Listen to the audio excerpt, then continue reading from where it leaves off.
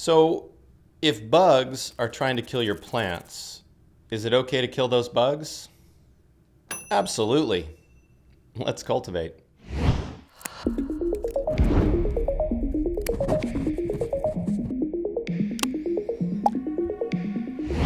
Welcome to another tips and tricks video. Today's topic is integrated pest management, or as we call it, IPM. So what is IPM and why do we care? So integrated pest management is what it sounds like. It is a pest management system that ultimately is designed to eliminate or manage the pest pressure in your garden. So if you've been cultivating long enough, you've certainly faced the dreaded aphid, mite, or whitefly, or thrip, or some pest that ultimately is trying to hijack your garden. And if you don't take pest management seriously, ultimately your garden, your crop is going to be compromised or completely fail. So that's why this is a really important topic and why you have to take IPM seriously. Here on our commercial farm in Oregon, we have thousands of plants that we're managing, and I would love it if we could just release some predator insects, put up a sticky trap, and we'd be good to go. But that's just not the case. We ultimately have to rely on a nice array of organic pesticides and insecticides. And what I'm going to show you today are the three all-stars in our pesticide lineup and explain why we use them.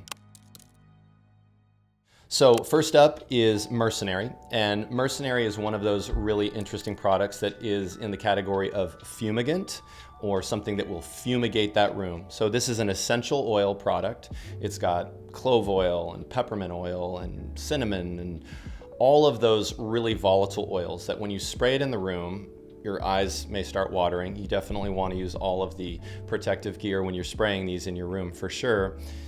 But it is a volatile essential oil that theoretically is designed to interrupt the ability for these little these bugs to communicate. So by interrupting their ability to communicate, they can't find each other, they can't mate, they can't procreate, and ultimately you're going to eliminate them. So fumigants are a great category of pesticide, and Mercenary is one of the best.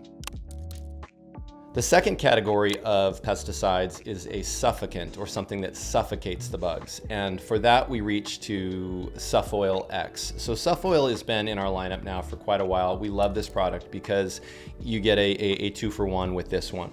So it's a mineral oil-based product, and as a suffocant, it ultimately coats the outer layer of that leaf. It also coats the outer layer of that bug. So it suffocates the bugs, and it also simultaneously creates this nice little membrane on the outside of the leaf that helps to prevent powdery mildew and botrytis. So you get to address two issues with one product with that. You get your pests handled and you get the pathogens. The final pesticide in our lineup that we love and we've been using for a long time is Nuke-Em. And Nuke-Em is a citric acid based product. There are a couple of other citric acid based products out there, but our go-to is Nuke-Em. Nuke-Em is just one of those really powerful pesticides that ultimately burns those pests and just eliminates them on contact. So one of the things that we love to do with these different products is to balance them out between our veg and our flower. And here's what I mean by that. With respect to when to deploy these, the Mercenary is one of those volatile essential oil products that we ultimately do not want to spray in flower. We don't want those essential oils on our flower sites. So Mercenary is a great product to spray in veg or very early flower, week 1, week 2. Suffoil is a product that we use in both veg and flower, but we ultimately do not spray Suffoil past the halfway point in flower. So awesome for veg and awesome for early flower. And then Nuke-Em bats cleanup and is one of those great versatile pesticides that we can use in our veg lineup, but we can also use it all the way through our flower if we're really battling a particularly nasty pest. So these three products are where we look to create that diversity so that we don't ultimately find ourselves in a situation where the pests build up an immunity to one of these products. And just like when you've heard that using antibiotics too often ultimately can render them less effective on certain pathogens. It's the same way with pesticides. You want to have an array of pesticides that you're using so that the pests do not build up a tolerance for them, which is why we have these 3 that we use in our lineup. The last thing I'll mention is regarding cadence and deployment strategies. So it's really important when you're thinking about spraying pesticides, as I made mention a moment ago, that you wear protective gear, eye, respirator, etc.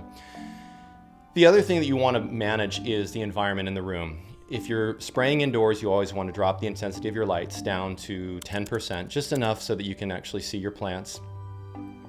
The second thing that you want to ensure is that the moisture in your soil is high enough so that that plant is nice and hydrated. You do not want to spray a plant that is dry. So you run the risk of burning the plant if that plant is too dry. So essentially, the 2 keys for spraying is lower the lights and make sure that that hydration in that soil is at an optimal level, nice and wet, nice and saturated. There's a big debate around overwatering and underwatering that we're going to get to in another video, so stay tuned for that. But for now, just know that when you're spraying pesticides in your room, lower the light intensity and make sure that the soil is nice and wet. And in general, what the main takeaways that I'd like you guys to have from today's video is 3 things. First, you want to have a diverse array of pesticides that you're using so that the pests don't develop a tolerance for one of those particular products.